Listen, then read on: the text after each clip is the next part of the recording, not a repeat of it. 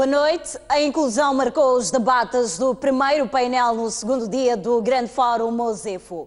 Mário Machungo defendeu que o aprofundamento dos processos democráticos é condição essencial para a promoção da inclusão e apontou os desafios do futuro.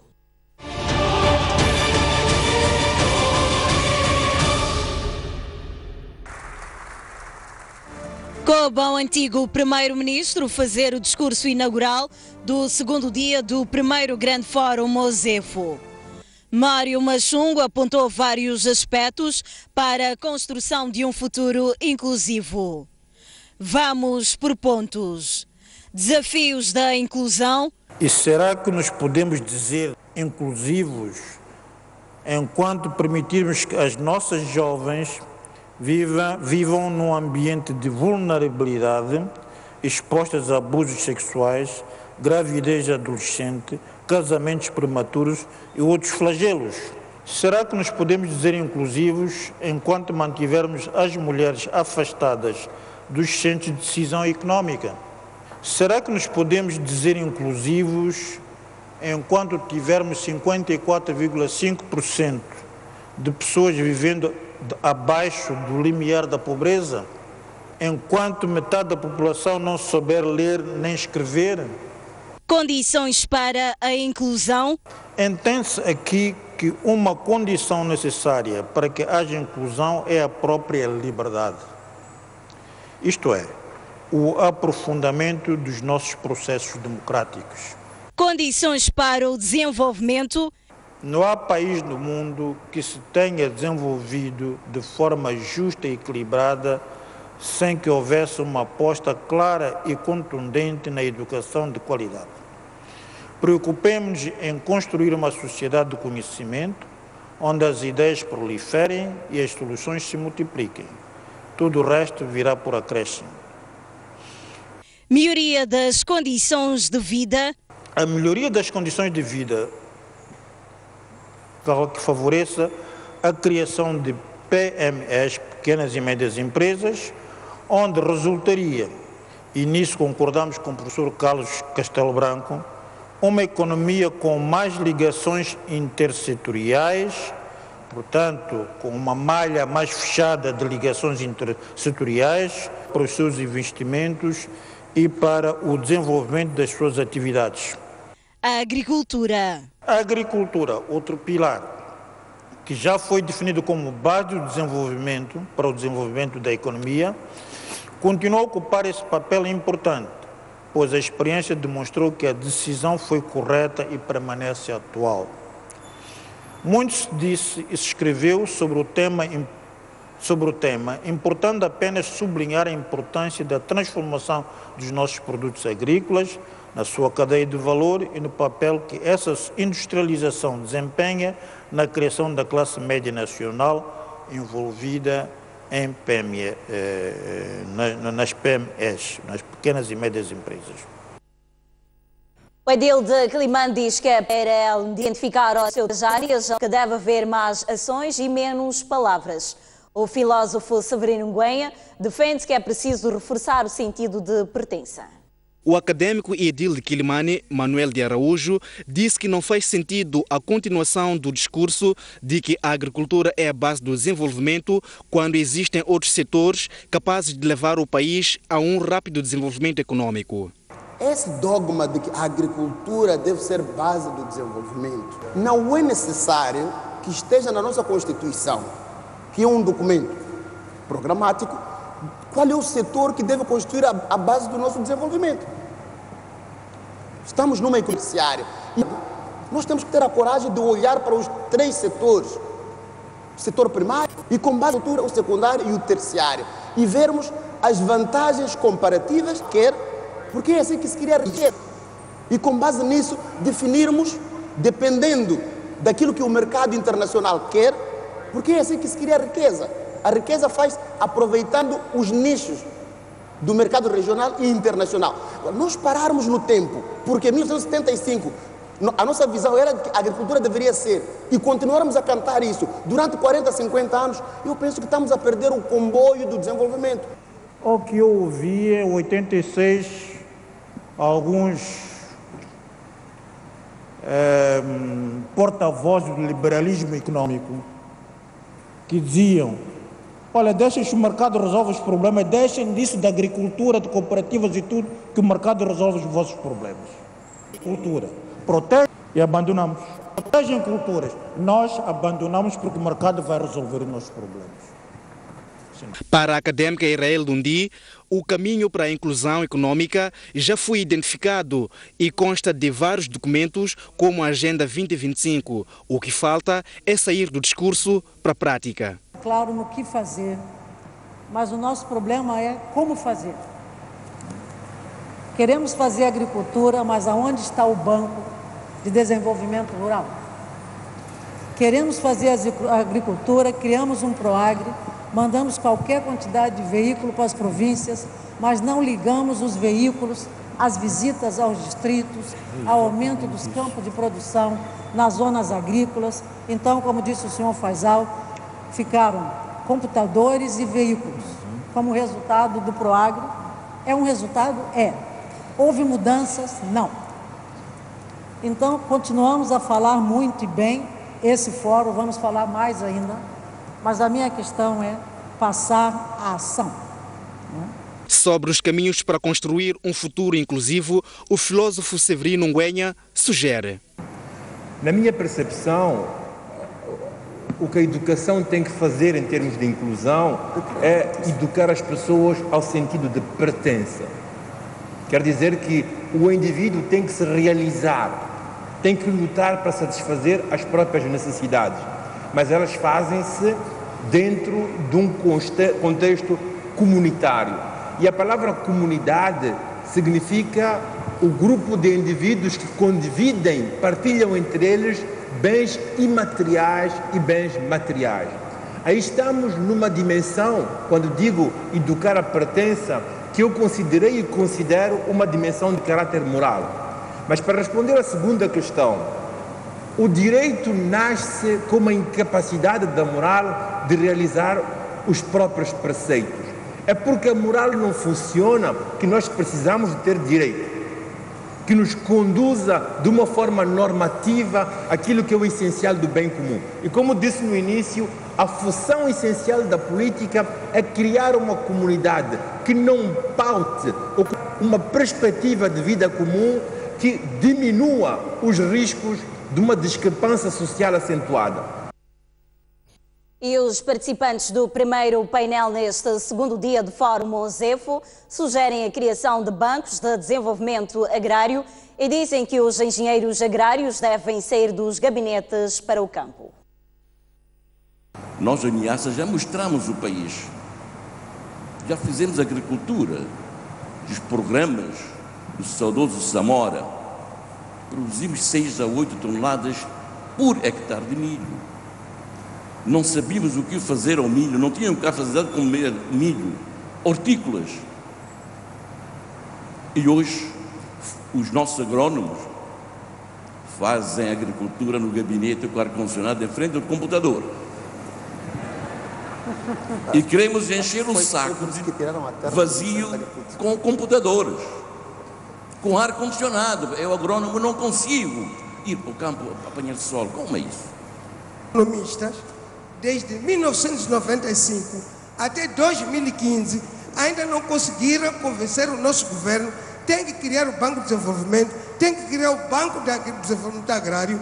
Já se foi a China, viu, já se foi a África do Sul, viu, já se foi ao Brasil, já vimos que a agricultura, quando diz que tem base para tirar as pessoas de pobreza, tira de fato. Muito obrigado, mas não conseguimos. Proponho, em nome dos agricultores de Moçambique, que seja urgentemente revista a questão da criação do Banco de Desenvolvimento Agrário. Já está percebido, Sr. Justiça. Obrigado. Doutor Regendro, última intervenção, por favor. Não sei onde é que nós vamos. E já tivemos uma experiência de um Banco Popular de Desenvolvimento, que foi o BPD, e sabemos como é que terminou o BPD, com mortes e etc, etc. Então, eu penso que temos que olhar para essa questão dos bancos de desenvolvimento com muita sobriedade, porque é uma questão que mexe com muitos aspectos do nosso país. Vamos corrigir os erros do passado, analisarmos o presente e podermos ver. Preparando hoje a rapariga de amanhã foi o tema do segundo painel, que contou com a participação de 4 raparigas. As mesmas defenderam que a mulher deve ser mais interventiva na sociedade, de forma a saber negociar e prevenir-se de todas as formas de abuso. Antes do início do segundo painel, os participantes tiveram a oportunidade de ouvir a história da Olímpia, uma menor de 16 anos que já é mãe e abandonou a escola. Trata-se de uma realidade que se repete um pouco por todo o país e que limita sonhos das raparigas. Em seguida, foram chamadas outras raparigas para falarem dos seus próprios problemas. Alice defendeu que a mulher deve ser capaz de lutar pelas suas convicções perante o homem. Eu, por exemplo, recebi o convite da Mosefo. Quis muito vir porque para mim era uma oportunidade muito boa. É uma oportunidade que não é para todos. Então, eu aceitei sem antes consultar o meu marido, mas eu aceitei no bom sentido. Mas quando cheguei em casa, falei para ele, mostrei, expliquei, ele disse, não, você devia primeiro me perguntar. Mas por que eu devia primeiro perguntar a ele? Alice.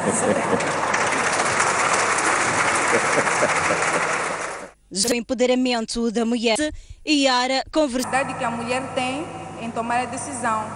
Contribui negativamente.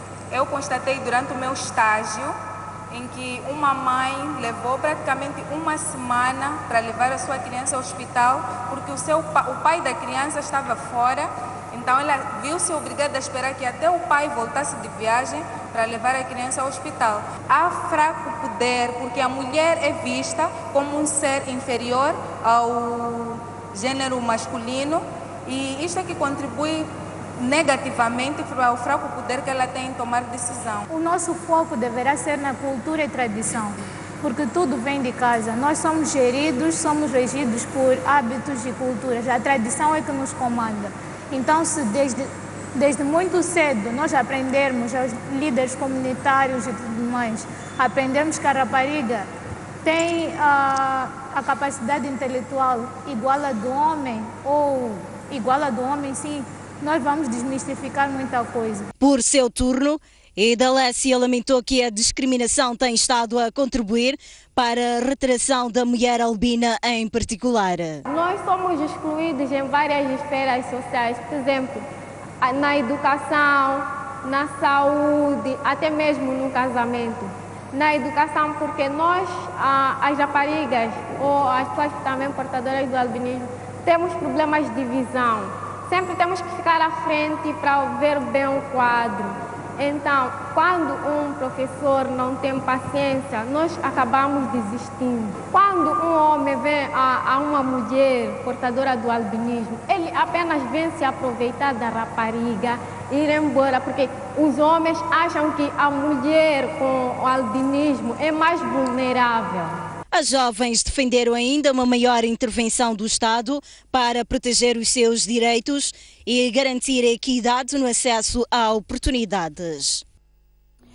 Jorge Ferrão defendeu que algumas manifestações culturais podem contribuir para influenciar negativamente o futuro das raparigas. Já Clarice Machanguana defendeu que a sociedade deve ser capaz de criar referências como forma de inspirar as raparigas. Falando no segundo painel, o Ministro da Educação e Desenvolvimento Humano defendeu um casamento entre a educação formal e da não formal para um empoderamento efetivo da rapariga.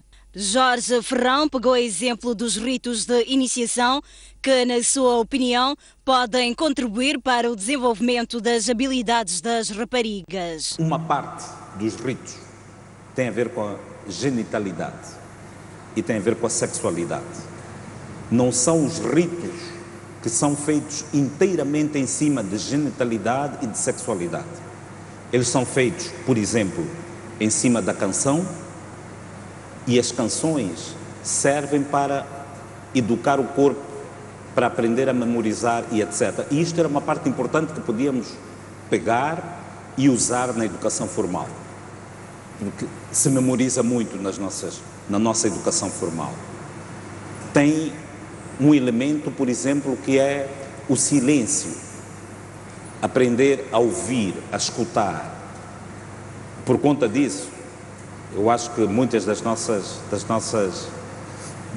jovens falam menos do que os homens, porque foram educadas a aceitar o silêncio como uma forma de saber escutar e saber tomar uma posição depois de escutar. E temos, por exemplo, a mímica, etc., que seriam elementos muito importantes que poderíamos usar para a educação formal. Elas são educadas a que, quanto mais cedo puderem ter esse filho, melhor, porque é preparada para dizer, bom, vais ter uma criança, há determinado tipo de regras que precisam de ser obedecidas, não pode comer determinado tipo de fruta, não pode, por exemplo, quando nós falamos essas altas proteínas, até porque também não pode consumir carne e não essas proteínas, por conta dos ensinamentos que teve. Por seu turno, a antiga basquetebolista Clarice Machanguana defendeu... É preciso que criemos uma cultura que eduque e nutra a mentalidade das meninas, dos jovens, dos adolescentes, portanto, criando uma autoestima, criando uma mentalidade que ouse sonhar e que pense para além das dificuldades. Os modelos de sucesso sirvam como mentores para as meninas. E mentorizar é dizer a um adolescente que o abecedário não são palavras individuais, elas têm voz, elas comandam o nosso futuro. Por exemplo, o A pode ser acreditar, o B, boa vontade, o C, confiança, o D, determinação, o E, esforço, o F, força, o L, lutar. Estas coisas um jovem tem que saber. Durante o debate, os painelistas manifestaram preocupação em relação ao abandono da escola por parte das raparigas. Só no ano passado, cerca de 2.500 raparigas abandonaram a escola devido à gravidez. Hélder Meteia diz que um dos grandes problemas da agricultura é que grande parte das unidades produtivas são agrícolas que funcionam em regime de subsistência. Negócios inclusivos são iniciativas empresariais de negócios sustentáveis que, sem perder seu objetivo de lucro, contribuem para a redução da pobreza, sobretudo nas comunidades de baixa renda. Este tema foi discutido numa das sessões temáticas que teve como painelistas Hélder Meteia, economista agrário, Rogério Samgudo, vice-presidente do CTA, e Antônio Rebelo de Sousa, economista. Meteia diz que grande parte das unidades produtivas do país são agrícolas, sendo que o grande problema reside no fato de estas funcionarem em regime de subsistência. O economista agrário diz que a solução passa por água e tecnologia. Que é o que eles têm mais em mão. Nós temos a capacidade de ajudar esses agricultores a sair dessa armadilha, através deste instrumento que é o que eles têm mais em mão. Acabou de referir, grande parte em Moçambique, as famílias precisamos de criar uma plataforma. E por outro lado, é importante que as empresas ou as pessoas, por outro lado, também não basta legislarmos, é preciso também monitorar. De Sousa apontou como solução para a existência de um desenvolvimento sustentável a transferência gradual de mão de obra do setor tradicional para o moderno. Evitando, portanto, que o crescimento se faça só em torno de 2 ou 3, inclusive é o próprio setor tradicional. O Estado deve divulgar. Economia, a voz feminina impôs-se e sugeriu saídas para a inclusão econômica das mulheres. A socióloga Isabel Casimiro diz que o parto passasse de 2 para 3 meses. Da saúde diz as mulheres devem amamentar 6 meses. Imaginem como é que uma mulher que tem que sair às 4 horas da manhã e chega às 19, 20 horas pode amamentar durante que elas tenham, no caso, 1 mês de licença de parto. Já a sindicalista Sesta Chitaleca diz que a mulher sempre contribuiu para o desenvolvimento econômico, mas falta-lhe o reconhecimento na... O setor informal, até o governo não contabilizava que o setor informal faz parte do desenvolvimento do país. Mas uma dúvida surgiu da plataforma. Formas de reconhecimento. Se alguém falar consigo do governo, de que escalão, saem nos vários encontros, estão a olhar para os ministros, as ministras. Mas vamos aceitar que esta economia deste país, que desenvolve este país, mas que não são vistos. Isso é uma realidade. Deixou o seu testemunho. Trabalhei 2 anos Deixei. Por que é que deixou? Vi que não me dava nenhum rendimento. Em casa eu tinha uma máquina que era da minha tia. Então eu pensei... A dificuldade de acesso ao financiamento afeta grande parte das mulheres com baixos rendimentos. A saída... Mas se nós formos a falar da maioria das mulheres, é muito complicado e foi isso que nós vimos quando fizemos essa pesquisa, porque nós fizemos a pesquisa na Zambésia, em 2 distritos, e fizemos a pesquisa em Sofala. Mas o que são capazes de fazer? Moçambique está entre os 10 piores países do mundo em termos de acesso à internet. Por essas e outras razões, a temática da tecnologia não podia faltar no primeiro Grande Fórum Mozefo.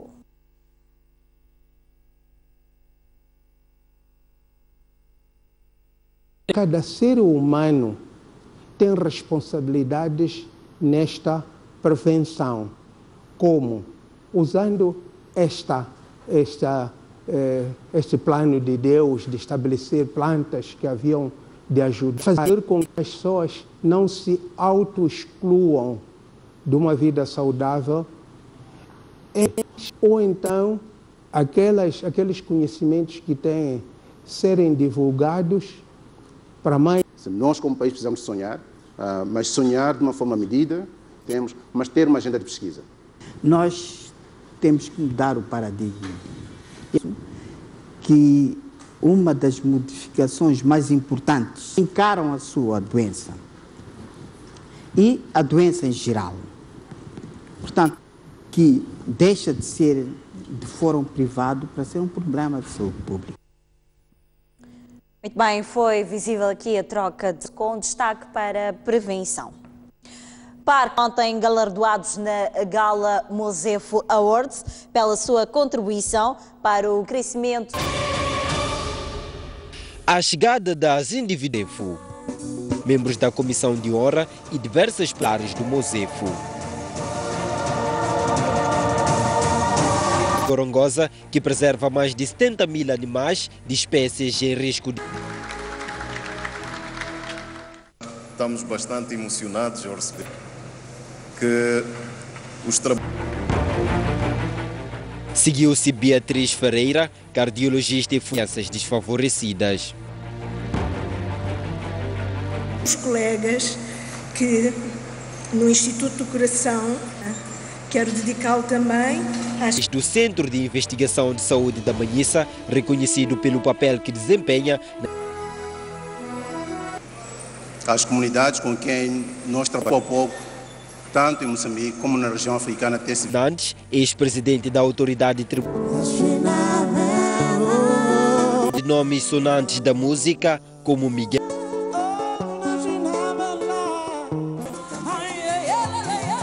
Moreira Xunguissa,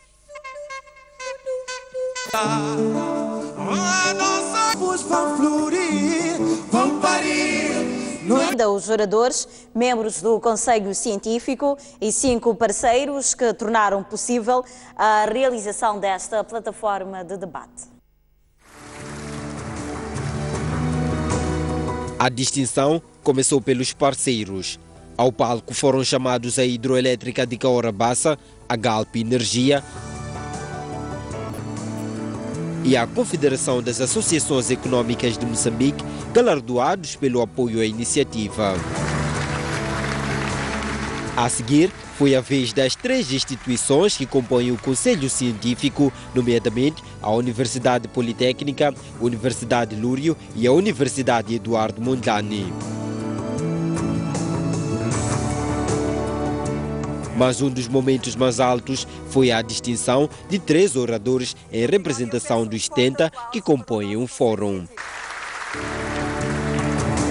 São eles o acadêmico e político Marcelo Rebelo de Sousa, o antigo presidente sul-africano Thabo Mbeki e a antiga primeira-ministra Luísa Diogo, e igualmente Joaquim Chissano, em nome dos 30 membros da Comissão de Honra.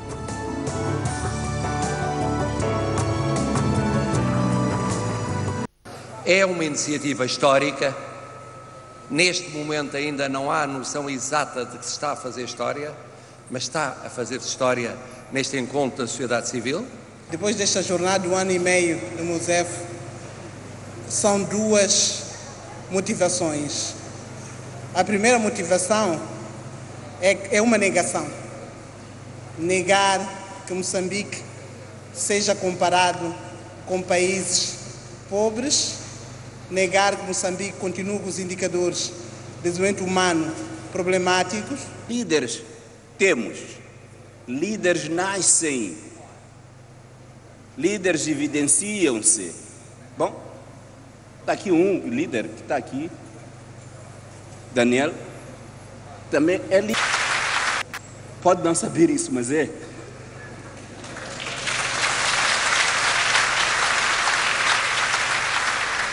E muitos líderes estão aí a liderar várias instituições, mas temos esses líderes até a aldeia. Portanto, líderes, mas não é só qualquer líderes, porque o presidente Nyerere completava, dizia, boa liderança. Hoje falaríamos de boa liderança e de boa governação.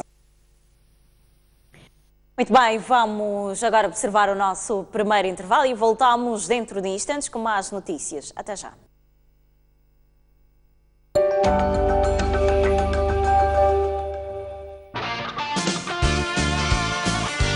Conversas Soltas, um espaço de entrevista dedicado a diversos temas da nossa sociedade, com figuras de destaque. Neste espaço, a conversa é informal. Afinal, o que é um artista? O artista é um pensador, é intelectual. A poesia que lhe encontra. Sim, eu já escrevo desde os 13 anos. É uma luta diária. A questão técnica tem um desafio muito grande. Todos os sábados, não perca.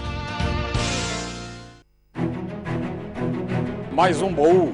Recordações, momentos épicos, momentos marcantes, grandes vitórias, campeões. Como é que o futebol começou na sua vida e o que é que foi o futebol? Eram todas equipas bem estruturadas com um futebol de se tirar o chapéu. A gente jogava aqui na Baixa, saía da Baixa.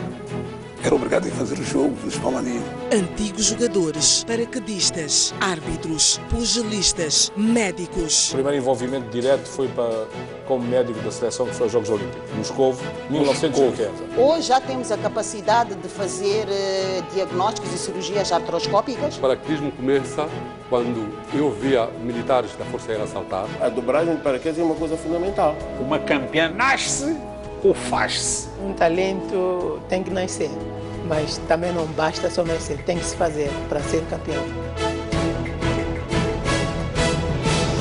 Tudo o que nos rodeia mexe conosco. É fundamental preservarmos isto.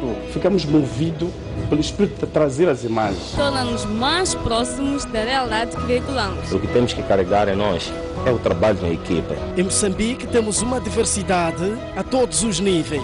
Iniciativas inovadoras, costumes e até lições de vida. E é isto que queremos partilhar. E fazemos com muito orgulho. Mostramos o que você quer ver na TV. Contamos as histórias como você percebe. Estamos num grande plano.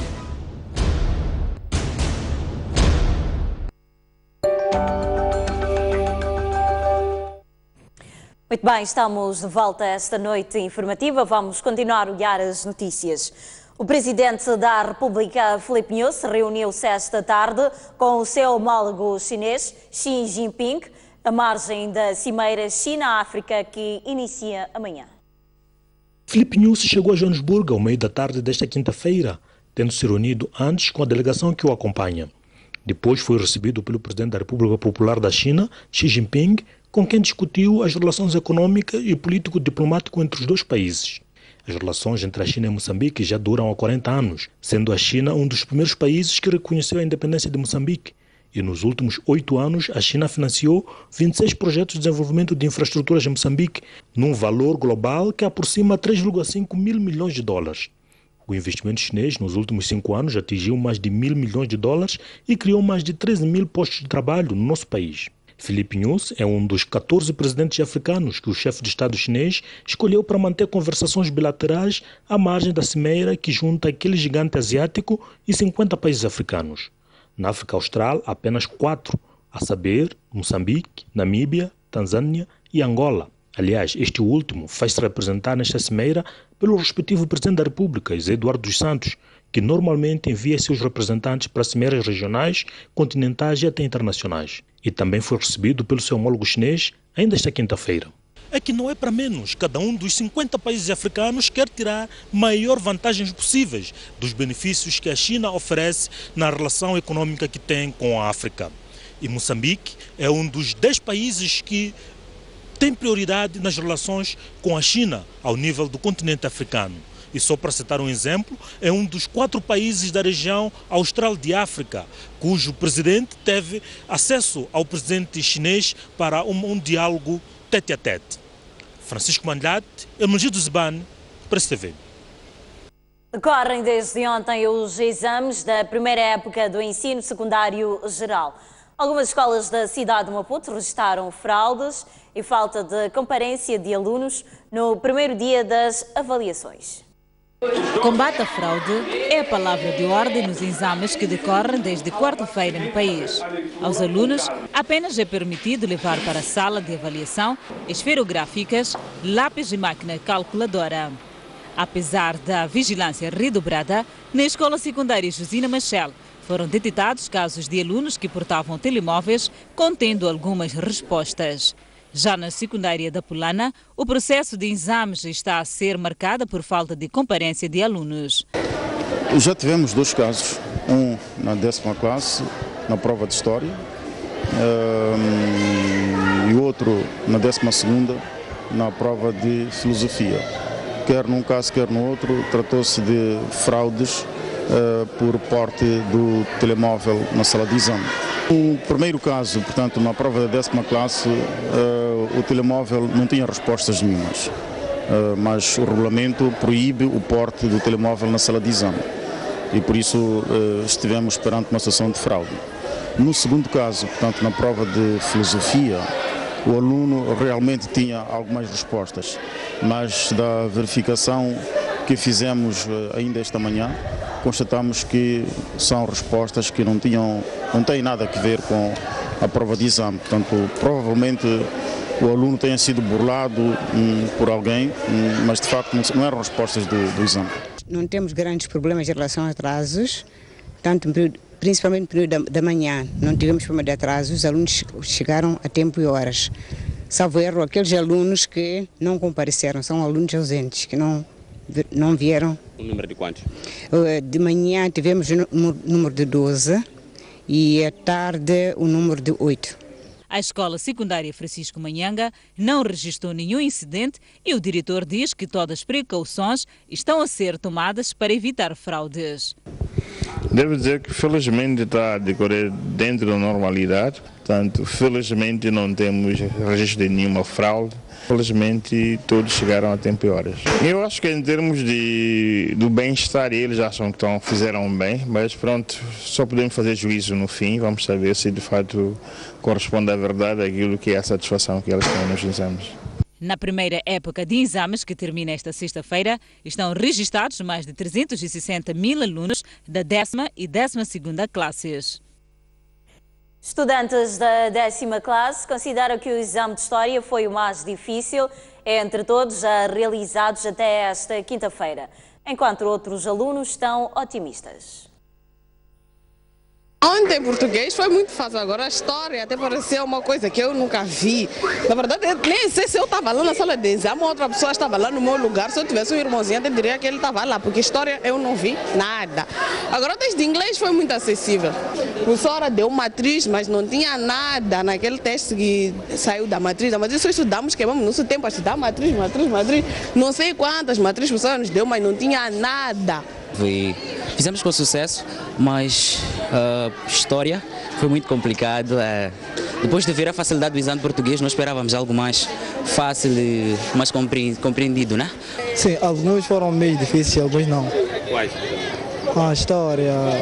História praticamente, só foi história. O que aconteceu com a história? Não estudaram bem? Passou para as pessoas, não estudou bem? Não, o que estudamos, mas o que estudamos não saiu e tal. Os exames estão a decorrer muito bem. Desde ontem até hoje estão a decorrer muito bem os exames.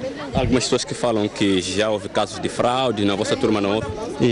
Sim, do momento ainda só ouvimos dizer que houve uma pessoa que foi encontrada com fraude e que mais Até hoje ainda não encontramos outra pessoa. Na atualidade internacional, o presidente da Câmara dos Deputados do Brasil aceitou nesta quarta-feira o pedido de impugnação feito por juristas contra a presidente Dilma Rousseff por viciação de contas públicas. Deputado pelo Partido do Movimento Democrático Brasileiro, o presidente da Câmara dos Deputados, Eduardo Cunha, explicou que apenas houve aceitação do pedido de impugnação e não um julgamento do seu mérito. Aliás, caberá à Comissão Especial da Câmara acolher ou rejeitar o pedido da impugnação do mandato da Dilma Rousseff. O momento disso é única e exclusivamente de natureza técnica e o juízo do presidente da Câmara é único e exclusivamente de autorizar a abertura, não de proferir o seu juízo de mérito, que será a Comissão Especial que irá fazê-lo e poderá acolher ou poderá rejeitá-lo. A presidente do Brasil já reagiu afirmando que o pedido é inconsistente. Eu recebi com indignação a decisão do senhor presidente da Câmara dos Deputados de processar pedido de impeachment contra mandato democraticamente conferido a mim pelo povo brasileiro. São inconsistentes e improcedentes as razões que fundamentam este pedido. Não existe nenhum ato ilícito praticado por mim. Não paira contra mim nenhuma suspeita de desvio de dinheiro público. Não possuo conta no exterior, nem ocultei do conhecimento público a existência de bens pessoais. A presidente brasileira realçou que o seu passado e presente atestam sua idoneidade e o seu inquestionável compromisso com a lei e com a causa pública.